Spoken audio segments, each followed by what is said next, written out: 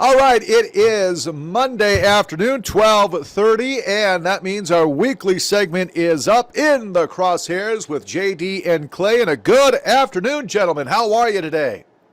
Doing good, Jay. How you doing, buddy? Hey, fantastic. Clay, how are you down there in South Dakota? Doing good. Can you hear me today?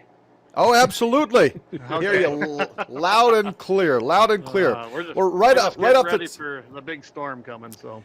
Yeah, that's what I was going to say. Right off the top, I wanted to mention that, of course, we've got quite a bit of snow coming our way. What we'll end up with, well, that's yet to be determined. But listen, I hope you guys all stay safe down there, especially you, Clay, there, if you're still calving. I'm sure you probably are. And JD, hey, happy anniversary, buddy. Hey, thank you. Appreciate that. 19 years been married to my beautiful wife. Good for you, man. That is fantastic, and many, many more. I hope that. I hope you have a great night tonight. Let's turn to a couple topics we've got here for today. Tennessee Senators Marsha Blackburn and Haggerty are reintroducing the Safe School Act. Now, this is a $900 million grant.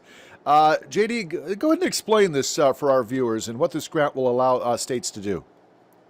Yeah, so what it's going to do is they're going to be able to allocate these funds for hiring veterans, former veterans, former police officers, and make your school more of a hard target, I imagine, like bulletproof glass and other measures, security measures to enter buildings, which I've been for years wanting bulletproof glass in these schools, because obviously, as we just seen in the Tennessee shooting there, just shot right through the window. The psycho in Newtown went in there, he shot the windows out.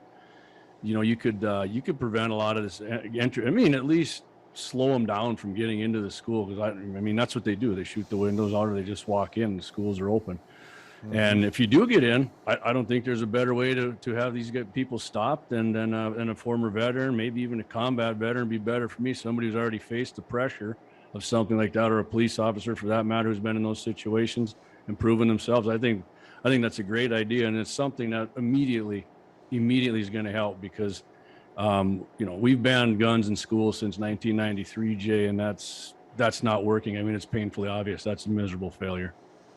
Yeah, it's really pretty much a failure. I mean, we're waking up here each and every day to at least one a week now. It's just getting to be worse and worse. Clay, what do you got to say about that? Well, I can't agree more with Jamie, and him and I have talked about this on the show too on Wednesday nights, that we really believe there needs to be some kind of security structure and maybe some funding for it, whether that comes from Fed, state, private. I think that everybody overlooks the fact that NRA actually has a program for this. It was a safe school program called SHIELD, and it was absolutely a great idea. Most schools will not use them because it's the NRA, and NRA don't want anything from it. When I was a rep, it was initiated after some of the shootings that took place then. And I think it's a great program. So it's a good program to utilize funds. I found it interesting, though, that the Parkland, Florida father, Andrew Pollock, his daughter, Meadow, was killed. And he noted that mentally ill shooters are only stopped by good guys with guns, so the U.S. should staff them. And what he's talking about there is getting armed security within those schools, and seconds do matter. We looked at what just happened. They reacted quickly. The Nashville police, unlike Uvalde, they went in there and they did their job. They did it well, and they did probably mitigate that to a minimum, but it wasn't fast enough.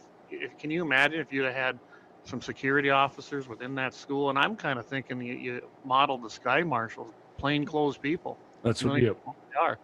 And if that shooter, that mentally ill person that came in there with the firearms, started shooting, I bet you there could have been a quicker reaction. And I'm not saying no one would have got killed, but it might even been less. So, to me, we got to start doing something. What we're doing now is not working. Clay, we've said before, just imagine, Jay, they saw the person driving up, right, on video. They saw her walking up with the gun, with the rifle. I think it was a carbine, actually. Shoot the windows out. If there was, I'm even saying, if you're in the office there where you're seeing this happen, if you got a single shot, I don't care if it's a 12 gauge, a 20 gauge, or a 410, you can just stand to the side and wait till this person comes crawling through the glass like that. I mean, nobody's dead except the person who should have been then, the person who wanted to commit mass murder.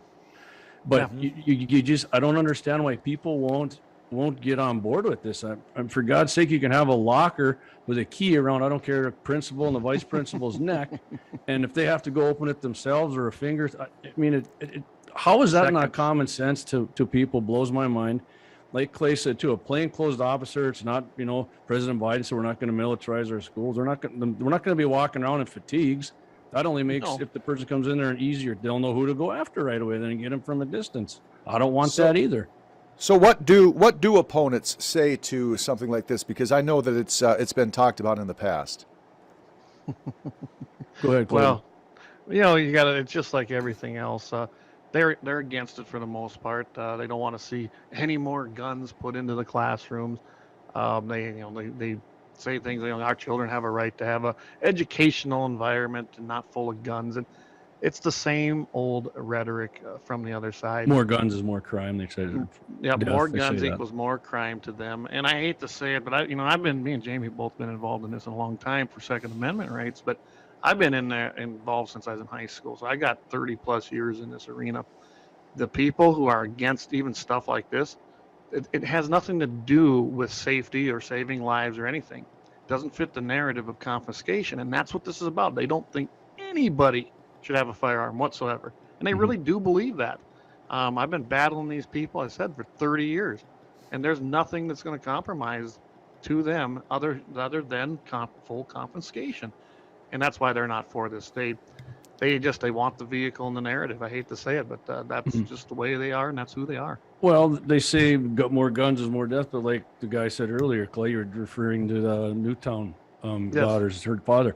That is who stops these guys. Every time these guys are stopped, I mean, either they, a few of them, commit suicide, but most of them, it has to be a law enforcement officer, security guard, or a private citizen with a gun who stops these people. And I mean, it's backed by the governor. With this bill, they want the governor, multiple law enforcement agencies, the sheriff. They got a school safety thing at the Tennessee State Schools. I mean, they said that's the thing you can do right now to stop it, which I agree with. National Police Association, they're behind it, and ton of support.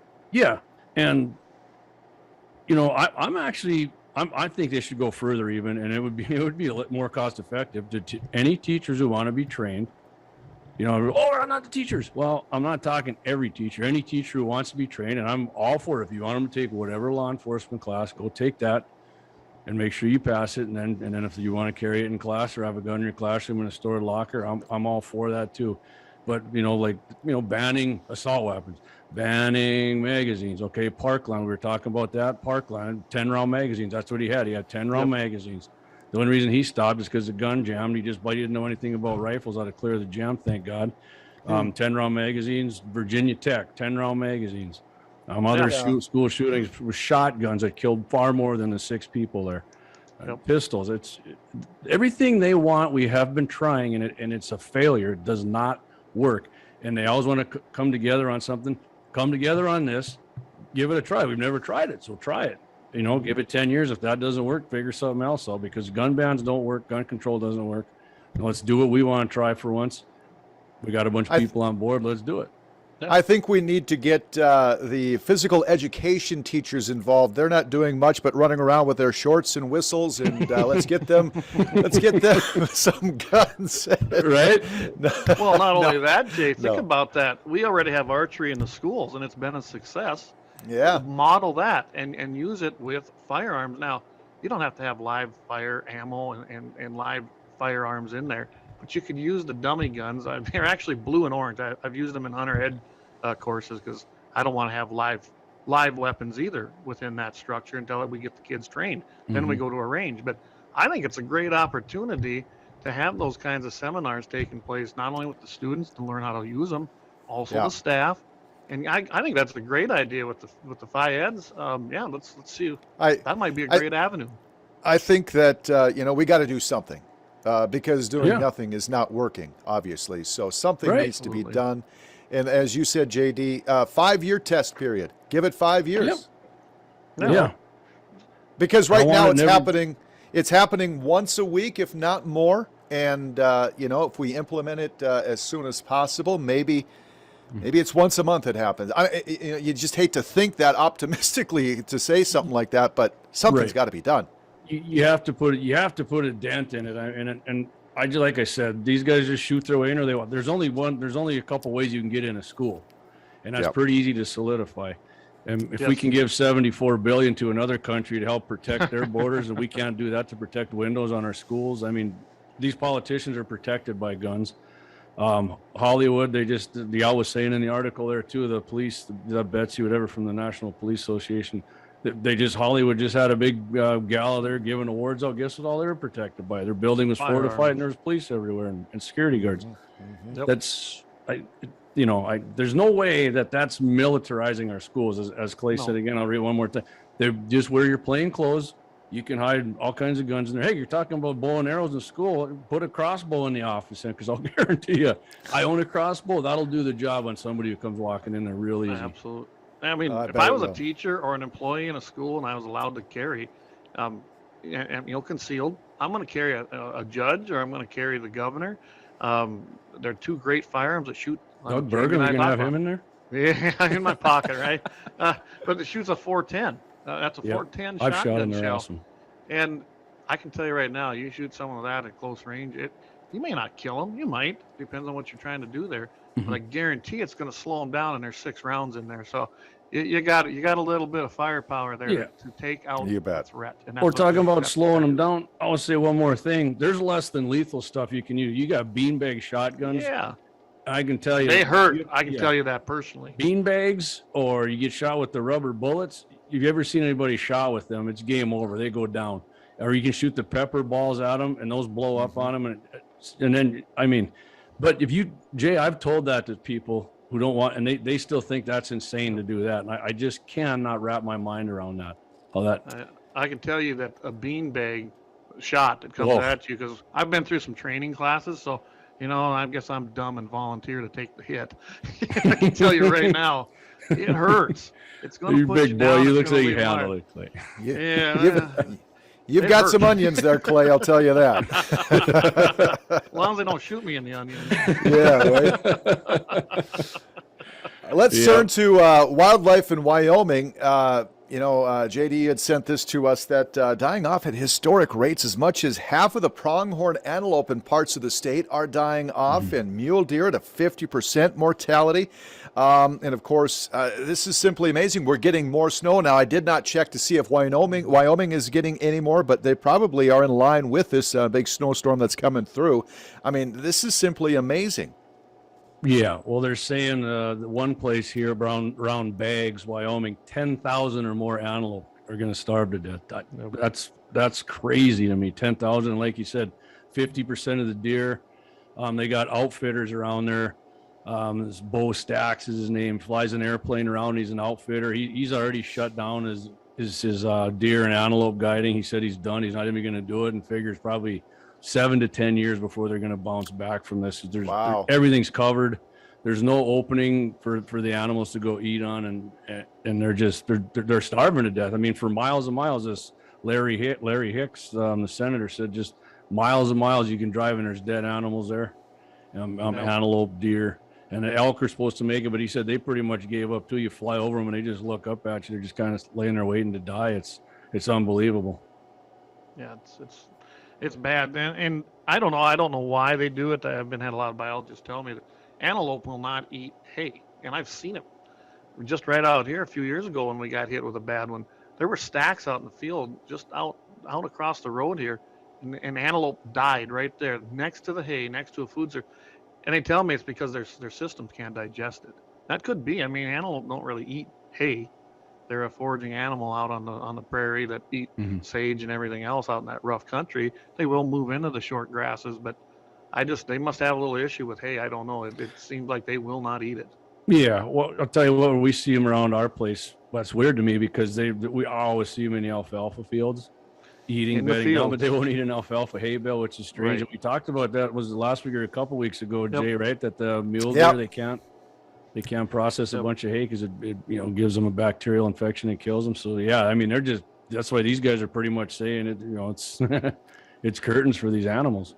Now I have noticed that around here on the fields that have been cut, say the corn and oats and wheat fields, I'm sure there's some spillage. There always is. There's some come out.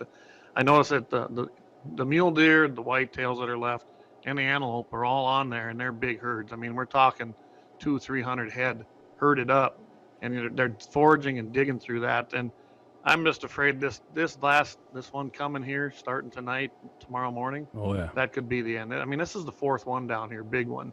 Yep. And they're talking, 10 to 14 inches, and you get farther east up to 2 foot. I don't know if they can take it. I just don't. Well, yeah, and then also they claim they're eating the juniper trees down and the sagebrush, which I see mule deer eat sage, but I suppose if you get hungry enough, they claim they're eating wood and dirt, which is unbelievable. And a lot of these animals that are dying are already pregnant, so there's the fawn. Not only are you killing them, a lot of mule deer will have twins, so you're killing 3 deer in one shot right there when they die. I don't know. Antelope have a lot of twins too. I've seen, they're cute little guys running around with them, but. Man, it's a depressing situation. Why is it March and April the worst time for these die-offs? Why is it not middle of winter when it's cold and we've got a lot of snow on the ground? My theory on that would be March and April March for sure is when we get I think it's our highest snow month. And I think these animals are getting used to getting a little bit of easier life when something's melting. It just comes down and hammers them and buries everything. And they've kind of burned all their fat reserves up through the winter, when they don't have a bunch. And I think it's just kind of they're at the end of their string waiting for spring and it drops on them and they can't find nothing to eat and it kills them. Pheasants just get buried in them. I remember years ago we had a big storm in the spring. I know a rancher who lives down by Fort Yates, and he said, I think it was 114 antelope went down in a big draw. And this wind blew it in and just buried them. They wouldn't even move. They just sat there. They were all out of energy and it just buried them and they all died. Jeez. Yeah. No, I think you're right. You get to this time of the year, and I remember a lot of these animals, they're bred. And, I know like our cows are bred. It takes a lot of things out of that animal. They're staying alive. They're ready. They got another baby inside of them for springtime. I imagine too, we're going to see, even if they do survive, they're going to abort those fetuses because they just cannot physically take that animal on and birth this spring. So it's going to have a ripple effect. And I think that's part of it. And you get into March and April, that's part of the reason too. You start the beginning of the winter, it's not as near as they're coming in strong, they're coming in healthy. And yeah, they're pretty rough shape right now. Maybe an analogy would be if you just say you're running a marathon, you get to the end and you pour it on and you see the end coming and you get there and they go, hey, guess what? You got another 5 miles to go. And that's kind of maybe when the storm hits and they're just like, I just burned everything up for this. It's over. Yep.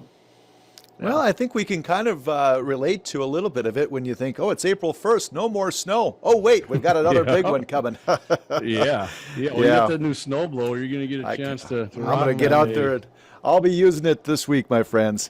Let's talk about House Bill 1213. The bill passed by a 50-40 margin. Now, explain, JD, what is this bill? What exactly is this bill? I'm going to let Clay take this because he's definitely more versed on it than me. He kind of wrote our thing up for our deal on Facebook. So I'm going to let Clay go ahead and take this one, Jay. Okay. Yeah, so basically, in a nutshell, we've got the Stand Your Ground bill, which allows us to use deadly force in North Dakota if we're threatened. What this bill is going to do is it's essentially going to, it's really going to deter. You get an anti-gun or anti-Second Amendment DA, state's attorney, something like that. That if they bring a case and it's kind of frivolous, and it does happen because when you do that and you defend yourself, like I always tell everybody, be prepared to be arrested because the police officers are not going to know the exact terms as to what happened. From there it goes on. Well, if they decide to prosecute you, but you had a legitimate case of defense, then they will have to pay your court costs. That's essentially what this bill does. It's a pretty simple bill. I think it's a great idea. It kind of emulates any of the tort reform we were seeing here years ago when it was trying to be pushed, kind of the same thing. That way, you got these DAs and state's attorneys out there that will bring charges no matter what. We're seeing it right now. It's going to happen tomorrow. And there's no base for the case. Well, you see that just right here in North Dakota. When I worked for the NRA, I can't tell you how many times I've seen people charged with frivolous firearms Second Amendment cases that had no merit. But it's expensive to defend yourself. I mean, I don't know about you, but most people don't have $10,000 and $15,000 to fight for their freedom when they know they're correct in court, and the DAs and the state's attorney's offices got all the money in the world to do it. So a lot of times they take a plea because they don't want to fight it. And that's the idea. To me, this is a great bill. It'll stop that whole process of essentially charging for revenue, I call it. So Well, kind I of like the going, bill. playing off of what you're saying a little bit, Clay, talking about that New York DA, a guy got shot at a parking garage just last week and took the gun away from the guy who shot him. He shot the guy who was doing all the damage in the parking garage, and then the DA threw this guy in jail and charged him with murder or attempted murder, whatever it was. So I mean, it's stuff like that. These guys love to do it. I don't know why they do. They're sick, but and this bill would be great for something like that, because then it'd be like, well, if we lose, we're gonna end up having to pay it, and that's gonna be hung over my back. Then I'm the guy who charged them with this, and we had to pay it back again. So I'm really hoping this passes. You got to get a hold of your senators if you're in support of this, and tell them you want a yes on that green vote. And do it today. Do it now. Today. Yep. Okay. Put it right in the headline and subject, but right in their House bill. And is that heading over to the Senate? Is that because it passed the House, right? Yep. Okay. Passed the House. Yep. And unfortunately, that should have been a way bigger margin, but it is what it is, so we'll take it. But right now, if we get it, I'm happy to report that District 31, where I'm at, and both of my House of Representatives voted yes for that bill. So we want to thank Karen Rohr and Dawson Hawley for that. They've been just great this year, especially on that kind of stuff. And we need to have Senator Don Shively out of District 31 vote yes for this too. So get a hold of him, and if he answers, and leave him a message, and then email him. Make sure they hear you, because I can tell you, when they get their email boxes and their voicemails flooded, they listen. I've seen it happen and change the outcome, even in a committee meeting while I've been there. So testifying. So yeah, do it. Do it now. Do it often. Yep. And if you live in District 35, that's Sean Cleary. He's A-rated by NRA, so hey, make him stick to it. He's been pretty good so far. So. All right. Absolutely. And another topic here, a federal judge now invalidates Minnesota law that put age limits on CCW permits. This decision comes as Minnesota legislators are considering adding new laws around background checks and also revocation. JD? Yeah, so a gun rights group and these three people who are under 21 sued the state of Minnesota and some county sheriffs over there because of a clause in 2003 that wouldn't have let 18 to 21-year-olds apply for and go through classes to get their concealed weapons permit. And I think we've talked about the age limit thing on here before. You know, if you're going to war, you're considered an adult at 18. You should be able to carry it.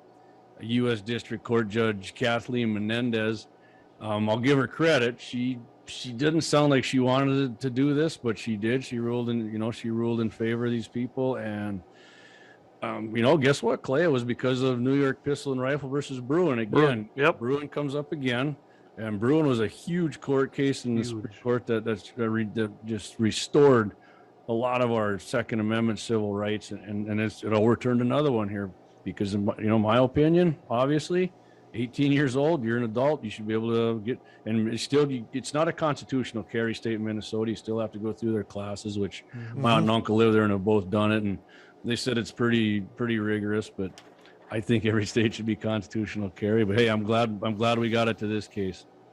Absolutely.